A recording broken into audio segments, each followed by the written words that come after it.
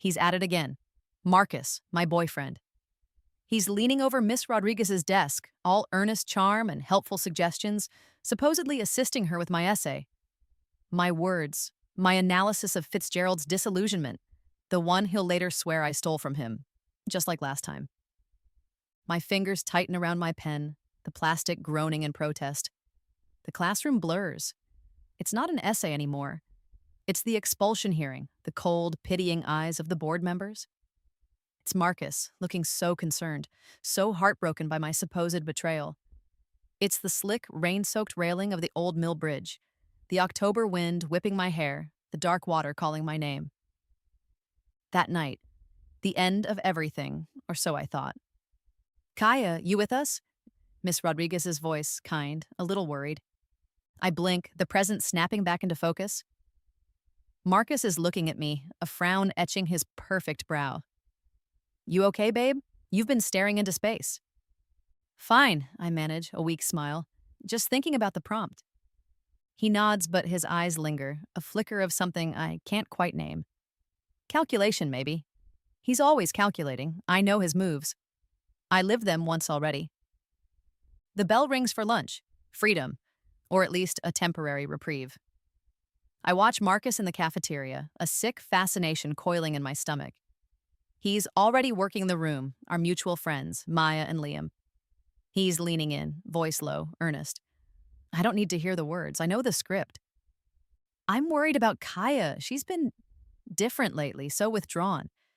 And this essay, I helped her a lot, but she's acting like it's all hers, almost aggressively. He's planting the seeds, the concerned boyfriend, worried about my mental state, my academic honesty. Last time it worked like a charm. They'd looked at me with such pity, such disappointment. Poor Kaya, she's really losing it. He isolated me so effectively, so completely. This time I see the puppet master pulling the strings, and it's all I can do not to scream. Later, in the echoing silence of the girls' bathroom, I hear his voice from a stall. He's on the phone, his tone smug, triumphant. "Yeah, Peterson from State? He's gonna love this essay. It's a lock for the scholarship. Pure gold." He laughs, a self-satisfied sound that makes my blood boil. My essay, my research, my soul, painstakingly poured onto those pages, dissected and analyzed with a passion that had surprised even me, his scholarship. The rage is a familiar burn, but it's different now. Last time it was a wildfire, consuming me, leaving me helpless and scorched. This time, it's a block of ice in my chest, cold, hard, and focused. I take a slow, deep breath. He won't break me. Not again. That evening, the dread is a cold knot in my stomach as I rummage through my backpack. And there it is. The USB drive, innocently tucked into a side pocket I rarely use. Planted. Evidence. His version of my essay, subtly altered, with a creation date predating mine, the linchpin of his plan. Last time I found it too late, after the accusation, after the damage was done. My frantic explanations, my pleas of innocence, they sounded like the ravings of a guilty, unraveling mind. This time my hands are steady. I pull out my phone. Click, click, click, photos of the USB. Photos of its contents, time-stamped, documented, his betrayal captured before it can destroy me. Alone in my room, the photos uploaded to a secure cloud drive, I stare at my reflection. The girl in the mirror looks pale, haunted, but her eyes are different. There's a new hardness there, a glint of something unbreakable. I make a promise to the memory of that other Kaya, the one who stood on that bridge, the one who let the darkness win. "Not this time," I whisper. "This time, you won't be the victim, and he won't get away with it." A new resolve solidifies within me, sharp and clear. It's not just about me anymore. It's about Sophie Chen. Quiet, brilliant Sophie from my chemistry class, with her shy smile and her eyes that always seem to be observing, absorbing. She doesn't know it yet, but she's next on Marcus's list. I saw the way he looked at her today, that predatory gleam he tries to hide behind a mask of concern. He'll offer to tutor her, just like he did with me. He'll charm her, win her trust, and then, when she's vulnerable, he'll strike. But not if I can help it. This time I'll save us both. The game has begun, or rather, it has begun again, but this time I know the rules, and I'm changing them. My phone becomes an extension of my will, the voice memo app, a silent witness. I start recording him, subtly, whenever he gets careless. During late night calls, when he thinks I'm half asleep, he'll brag. God, Rodriguez is so easy. A little charm, pretend you care about her cats, and she'll give you an A on anything. Click, saved. Or when he's frustrated with a group project. Honestly, these girls, they're so emotional, can't handle the pressure. You just gotta tell them what to do. Click, saved. I play the part of the devoted, slightly overwhelmed girlfriend. I lean on his strength, his intelligence. I let him think I'm malleable, dependent, while my evidence file grows bit by bit. Each recording is a nail in a coffin he doesn't even know he's building for himself. Study group sessions are a masterclass in his manipulation, and I'm taking notes. It's usually me, Marcus, Maya, Liam, and sometimes a couple of others. He has this way of making everyone else feel small, incompetent, all while appearing supportive. Liam, that's a good start, but are you sure you've considered the socioeconomic implications? It's pretty complex. He'll offer a better idea, often one someone else had tentatively suggested earlier, now repackaged as his own brilliant insight. With the girls, it's even more insidious. He'll gently correct Maya's calculations, his hand lingering a little too long on her arm. He'll praise my initial ideas, then subtly steer the conversation until my contributions are forgotten and his dominate. He positions himself as the leader, the indispensable one, the one holding it all together. I remember how I used to admire that, how I saw it as confidence. Now I see the calculated erosion of others' self-esteem. He did it to me, slowly, methodically, until I doubted every thought in my own head. A few days later, I'm at his house, supposedly for a quiet movie night. My parents are out, he'd said with a wink. He's in the kitchen making popcorn, the smell cloying and artificial. My chance. I murmur something about needing the bathroom and slip into his study. His laptop is on, logged in. My heart hammers. The password. Is it still Striker10? His old gamer tag? The one he used when we first started dating in my previous life. My fingers tremble as I type it in. Access granted. A wave of nausea hits me. It's too easy. He's so arrogant, so sure of himself, he hasn't even bothered to change it. I navigate to his documents. A folder catches my eye. Old essays. Inside, subfolders. Jessica B. Junior Year. Chloe T. Senior Year. Amanda P. Summer Program. My stomach churns. There are at least 5 names, each with multiple essays meticulously organized. His academic theft isn't a one-off, a moment of weakness. It's a system, a pattern. He's been doing this for years. Some of the essays are clearly brilliant, nuanced. He's been stealing futures, not just grades. The rage is back, cold and sharp. I plug in my phone, my hands surprisingly steady, and begin photographing every file, every damning piece of evidence. He's a predator, and he's been hunting for a long, long time. The next week, it starts. The shift in his attention. Sophie Chen. In chemistry, he accidentally bumps into her, her books scattering across the floor. He's all apologies, helping her gather them, his smile gentle, concerned. Hey, you're Sophie, right? I'm Marcus. I've noticed you're really sharp in here. Listen, I'm pretty good at this stuff. If you ever want someone to study with, or, help you prep for the final, just let me know. The exact same lines he used on me, the same feigned sincerity. Sophie, flustered, mumbles a thank you. Her cheeks are pink. I feel a protective surge. I have to get to her first. Hey, Sophie, I say later, catching her at her locker. That was rough in chem. Marcus can be a bit much sometimes. She looks surprised that I'm talking to her. It was fine. He seemed nice.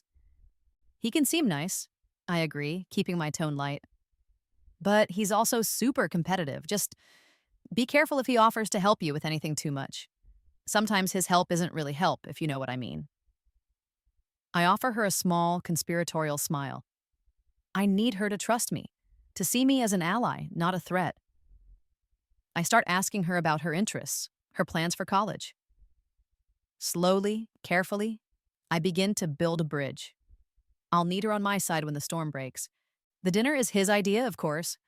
A fancy Italian place downtown, the kind he knows I can't really afford. My treat, babe, he says, magnanimous. We need to talk, just us. I know what this is. This is the confession dinner. The one where he'll play the heartbroken but morally upright boyfriend, trying to get me to admit to plagiarizing his essay. The one he hasn't even submitted yet. The one he's trying to frame me for. He orders expensive wine, swirling it in his glass like a connoisseur. The lighting is dim, intimate, perfect for manipulation. Kaya, he begins, his voice soft, laced with a carefully constructed sadness. You know I love you, right? I nod, looking down at my water glass, feigning nervousness. I love you too, Marcus. And because I love you, I have to be honest. This essay for Miss Rodriguez. I know you've been struggling, and I helped you. I really did. But some of the parts, they sound a lot like what I was working on. He pauses, letting the insinuation hang in the air. What are you saying? I whisper, my voice trembling just enough. My phone is on my lap, screen dark, voice memo recording. I'm just worried, babe. If Miss Rodriguez thinks you copied me, it could be really bad for you. For us. He reaches across the table, takes my hand. His touch is cold. Maybe it would be better if you just told her you got a little too much help. That you leaned on my ideas too heavily. Before it becomes a bigger thing. He's leading me. Trying to get me to confess to something I haven't done. Something he is planning to do. His words are designed to trap me. To create a narrative of my guilt. I let a tear slip down my cheek.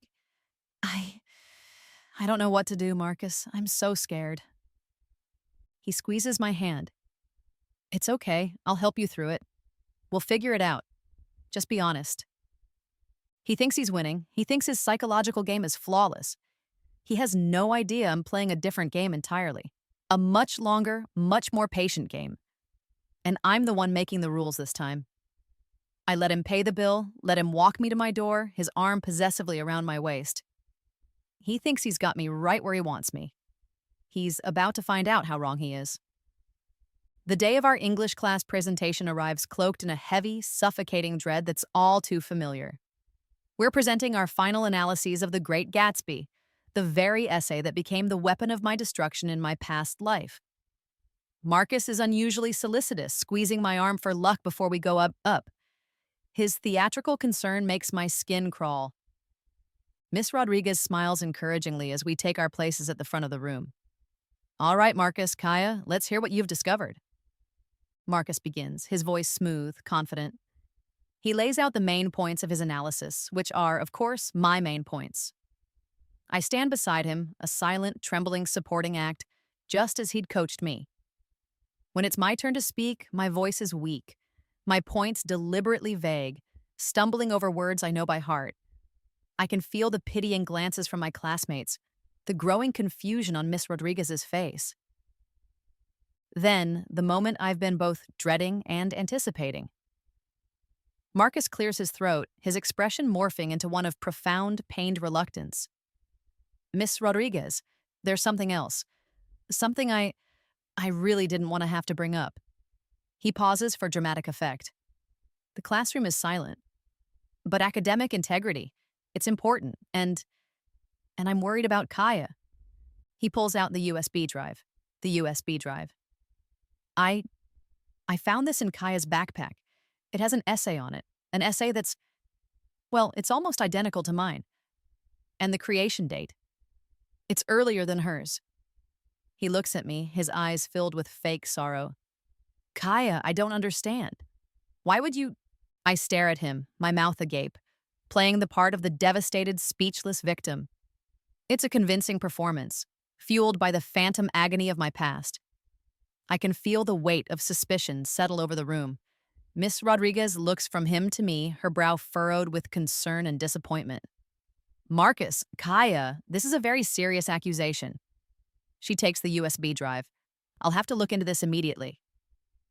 Later, in Principal Hayes's office, the scene replays with chilling accuracy. The air is thick with unspoken judgment. I sit huddled in a chair, feigning confused innocence, tears welling in my eyes. Marcus is the picture of the reluctant accuser, his voice heavy with false regret. I just, I had to do the right thing, sir. Even though I love her. It's the hardest thing I've ever had to do. He glances at me, a fleeting look of triumph in his eyes before the mask of sorrow slips back into place.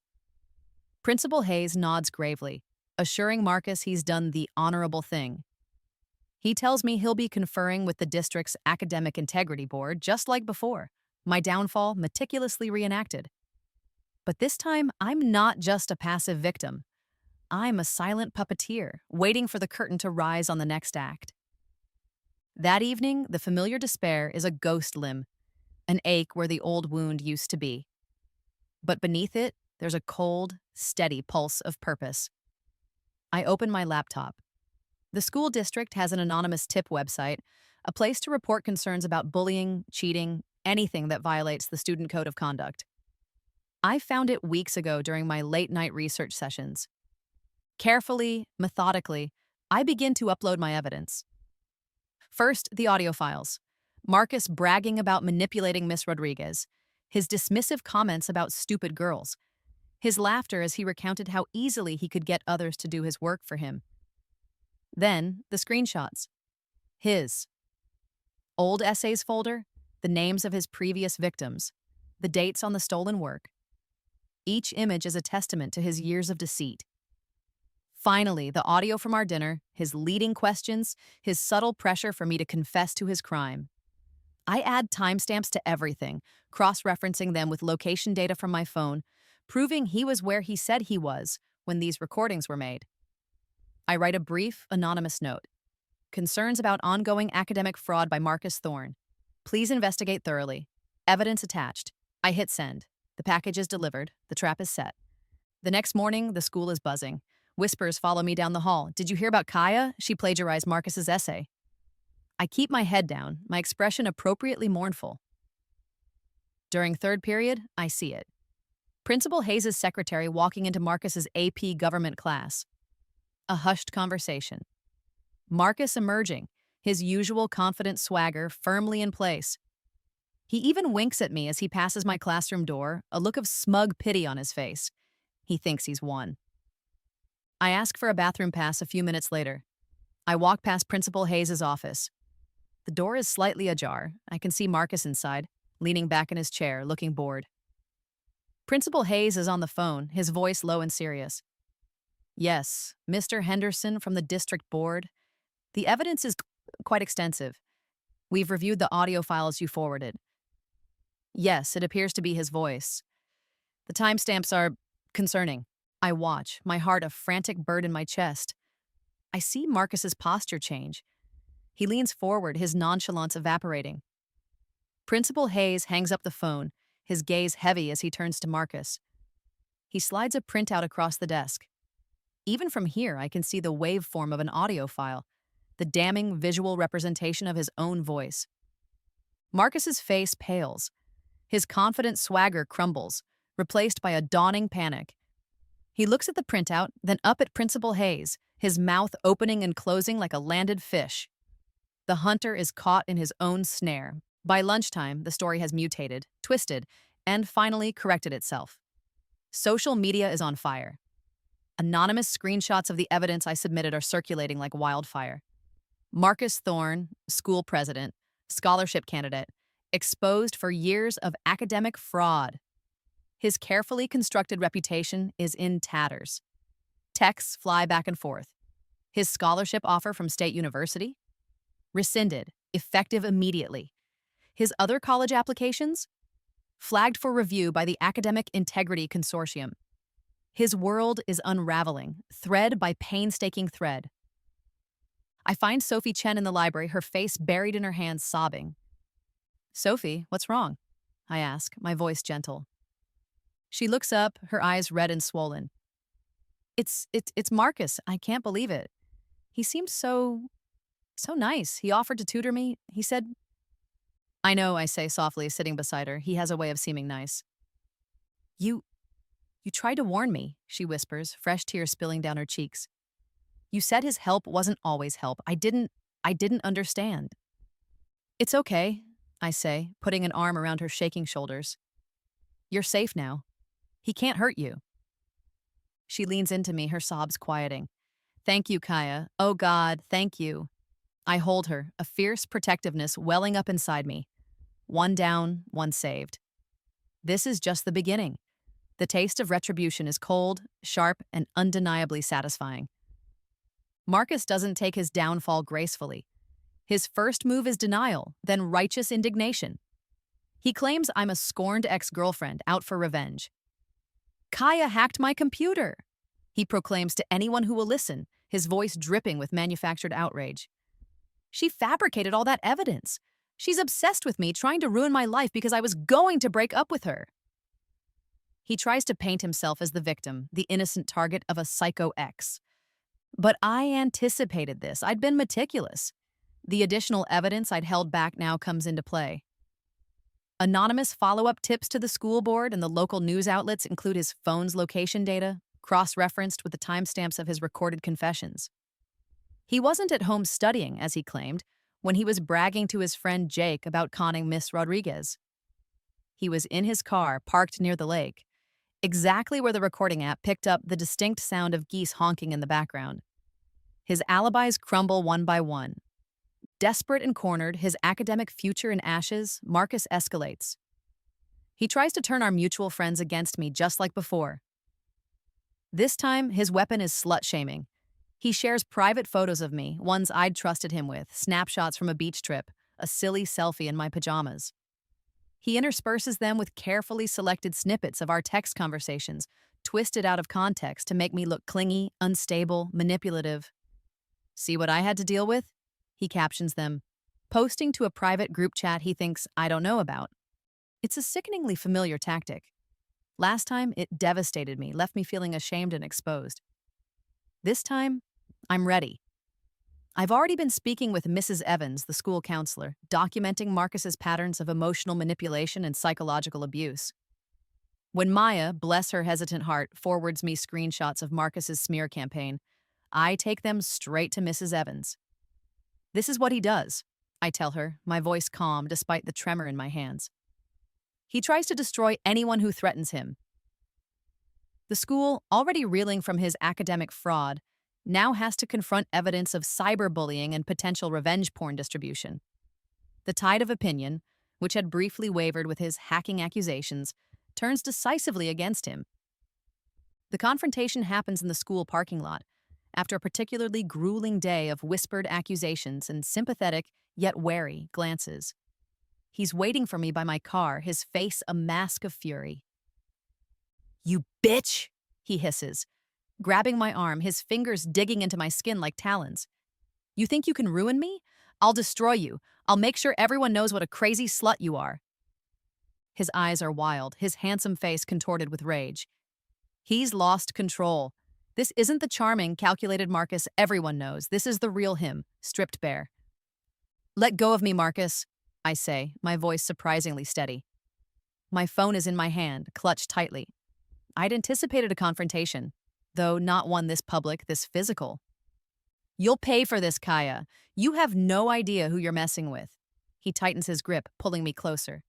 What he doesn't know is that my thumb had already hit the go live button on my Instagram story the moment I saw him approaching.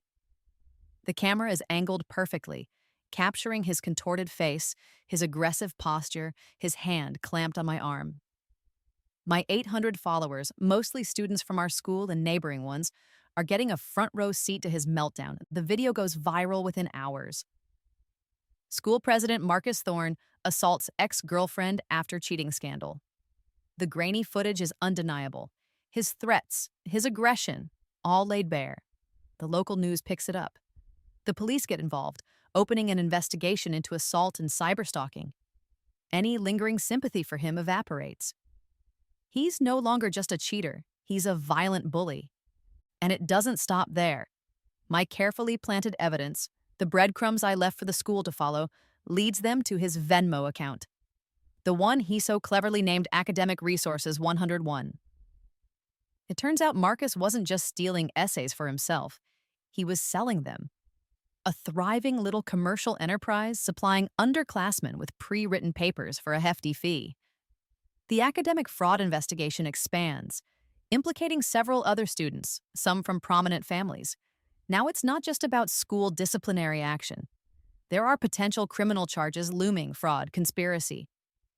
As Marcus's world collapses around him, a strange calm settles over me. I focus on my studies, my grades impeccable.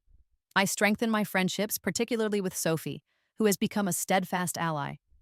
We study together, share quiet lunches, a silent bond forged in the crucible of his betrayal. Other girls, former targets of Marcus's manipulations, start approaching me, sharing their own stories in hushed, hesitant voices. We are a quiet sorority of the once bitten, now twice shy, but stronger for it. I move through the chaos of his unraveling with a resilience that surprises even myself. Classmates look at me with a new respect, a touch of awe. They don't know the half of it. They don't realize this isn't just resilience. This is orchestration. This is justice, 2 lifetimes in the making. The conference room at the school district office is suffocatingly formal. Marcus sits between his parents, their faces grim. His lawyer, a slick man in an expensive suit, shuffles papers. Principal Hayes is there, along with Miss Rodriguez, looking pale and drawn.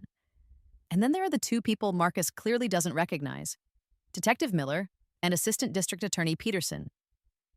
The meeting begins with a dry recitation of Marcus's academic transgressions, the evidence of the essay-selling ring. Marcus's lawyer tries to downplay it: youthful indiscretions, poor judgment under pressure.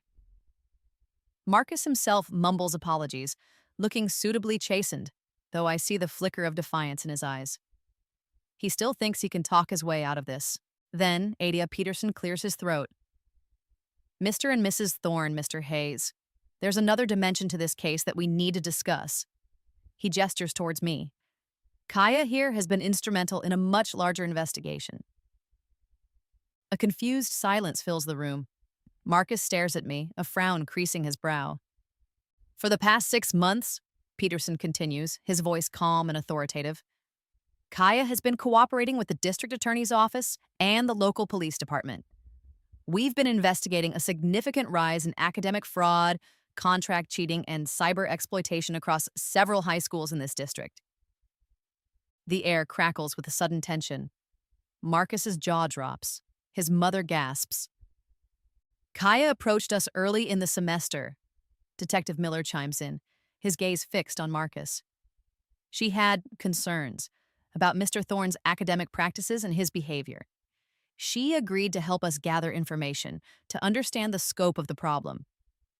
The bombshell, the twist I've been holding on to, the ace up my sleeve, my carefully documented evidence gathering, it wasn't just for me, it was for them. My apparent vulnerability, my emotional distress after his accusation, a performance, calculated, designed to make him overconfident, sloppy, to make him reveal more of his network, more of his methods. Many of your interactions with Miss Anderson, Mr. Thorne, Peterson says, his voice like ice, particularly those in the last few weeks, have been monitored. With her full consent and cooperation, of course. She's been wearing a wire. The color drains from Marcus's face. He looks like he's been punched in the gut.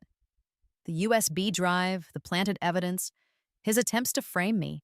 He thought he was the puppet master. He had no idea he was dancing on my strings held by the DA's office. I speak for the first time, my voice clear and steady, devoid of the tremor I'd so carefully cultivated. I became suspicious of Marcus's academic success a long time ago. It never quite added up. When I found concrete evidence of his fraud, I knew I couldn't just let it go.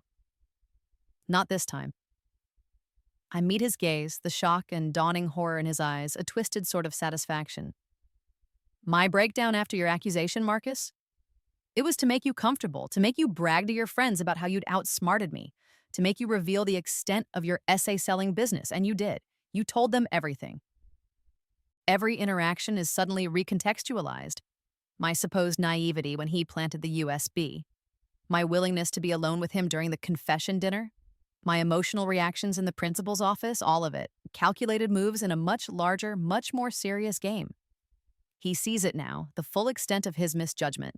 He, who prided himself on his intelligence, his ability to manipulate, had been completely and utterly outplayed by the girl he dismissed as weak, emotional, intellectually inferior. The meeting concludes with ADA Peterson outlining the potential charges: multiple counts of felony fraud, conspiracy, distribution of obscene materials for the revenge porn. Civil lawsuits from the students whose work he stole and sold are almost a certainty. As his lawyer starts frantically making calls, as his parents stare blankly ahead in stunned disbelief, Marcus just looks at me. His face is a mixture of rage, betrayal, and a terrifying, nascent understanding of just how thoroughly I've dismantled his life. My composure, so carefully maintained, cracks just a fraction. A small, cold smile touches my lips. "You should never have underestimated me," I whisper, the words for him alone. The game isn't just over, it's been won, and the victory is absolute. The courthouse is a sterile, imposing building, all granite and hushed whispers. Marcus looks smaller here, stripped of his schoolyard swagger, his expensive suit looking more like a costume than a symbol of power. His lawyer, a man named Henderson who exudes an oily confidence, tries to corner me and my parents in the hallway before the hearing. "Miss Anderson," he begins, his tone overly conciliatory. "My client is deeply remorseful. He's a promising young man who made some terrible mistakes, yes, but he has a bright future. We're hoping to negotiate a plea deal that avoids jail time.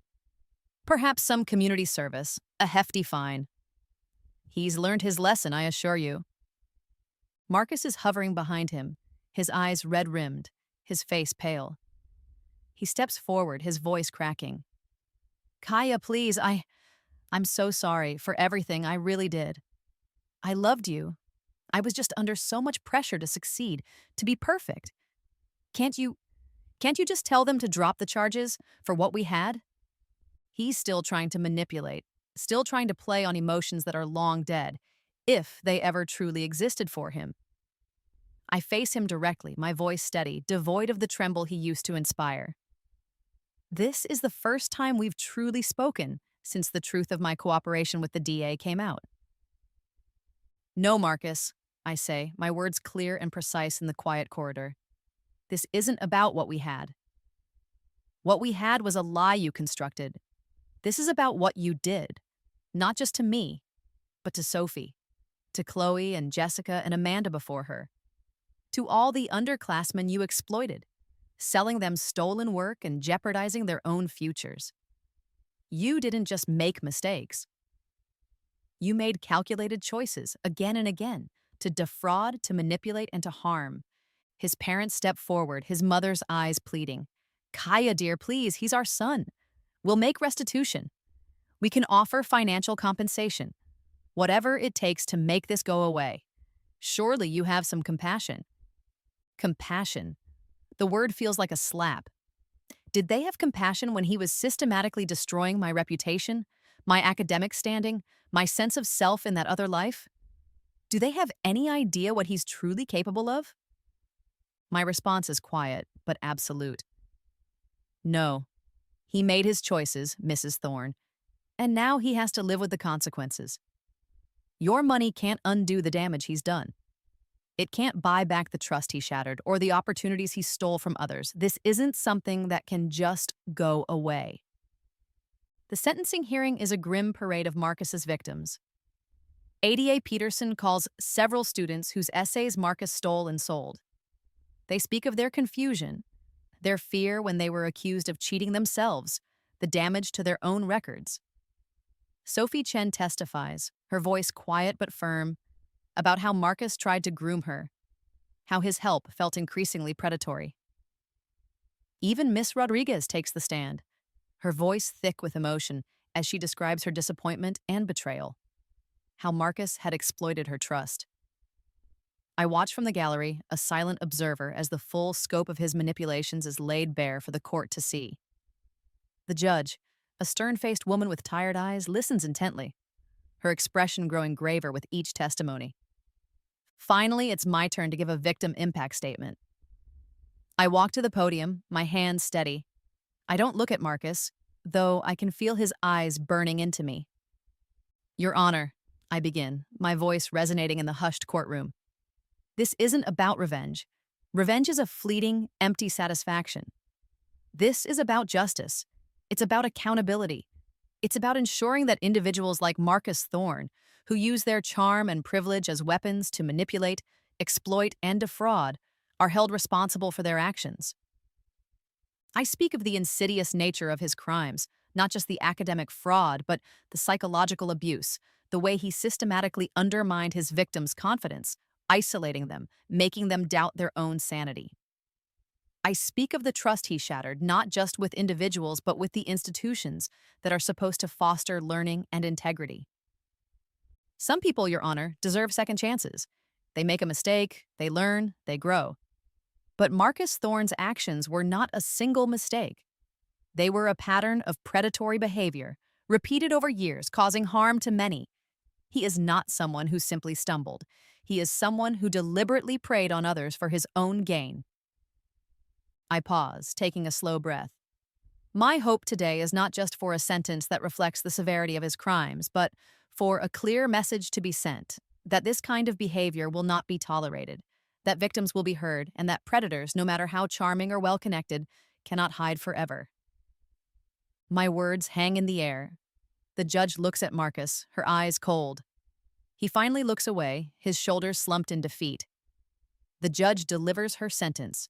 2 years in state prison, 5 years probation, mandatory counseling, substantial fines, and a permanent criminal record. A record that will follow him, a brand signifying his deceit for the rest of his life.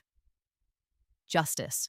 It's a heavy word, but today it feels undeniably real. 6 months later, the auditorium is filled with the scent of roses and the rustle of graduation gowns.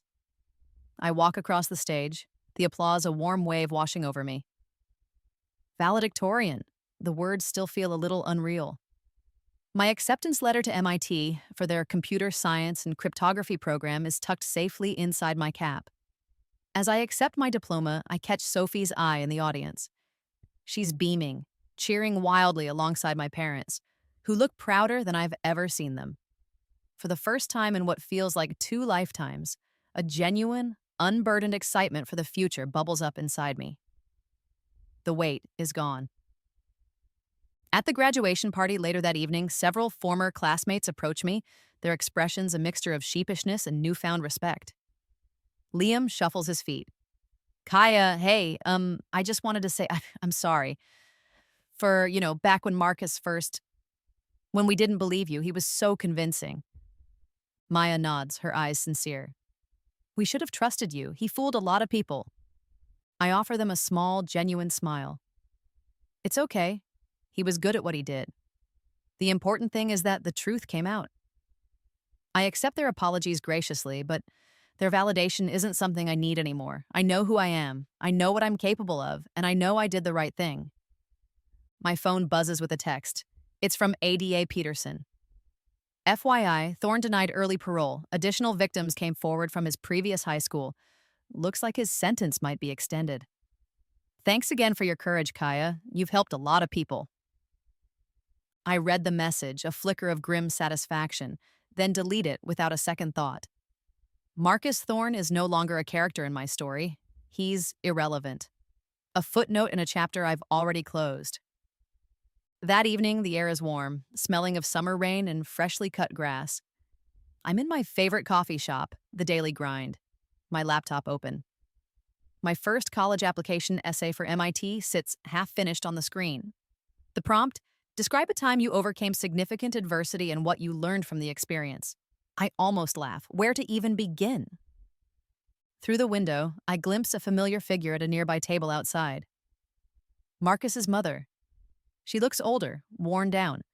The expensive designer bag on the chair beside her, a stark contrast to the tired lines etched around her eyes. Our gazes meet briefly. There's no animosity in her expression, just a profound, weary sadness. And in that moment, where once a burning rage lived, I feel only a quiet, distant pity. She's a victim too, in her own way, of her son's destructive choices. The sun is beginning to set, painting the sky in strokes of orange, pink, and gold. I close my laptop, the essay still unfinished, but the words are starting to form in my mind. I take a deep breath, the aroma of coffee and cinnamon filling my lungs. It's the scent of normalcy, of peace. The weight of my past life, the trauma, the burning need for revenge, it's finally truly lifted. I think of Sophie, already excitedly planning her freshman year at Berkeley, her future bright and unmarred. I think of the other girls, the ones who found their voices, the ones who are now safe from his manipulations. A small smile plays on my lips. It's not the triumphant smile of an avenger who destroyed her enemy. It's the quiet, contented smile of someone who saved herself, and in doing so, saved others. The future stretches ahead, a vast, open expanse, bright with possibility. And for the first time, in a very long time, I'm ready to meet it.